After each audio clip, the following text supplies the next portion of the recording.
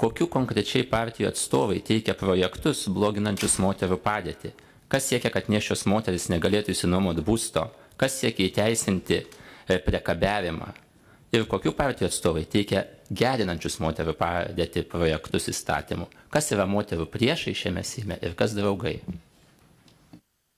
Turbūt mes su Giedre turėtumėm atsakyti. Žinoma, tai yra konservatorių atstovai, tai ponas Dagys, tai yra Tvarkos ir teisingumo atstovas, mylimas Visų Gražulis, kai kurie gal darbiečiai ir Lenkų rinkimų akcijos atstovai palaiko tas konservatyvias pataisas, o būtent socialdemokratės arba socialdemokratai palaiko tą pažangą, ką šiandieną mes ir minime. Gal tu dar, Giedre, nori pridurti? Na, aš noriu pasakyti, kad bene patį tokį pavojingiausią įstatymą tai vis dėlto pasiūlė Lenkų frakcijos atstovai su Jedinskiu priešaky. Jedinskis turbūt yra pats toks, taip sakant, didžiausias moterų priešas šiame Seime, jeigu aš taip galėčiau įvardinti.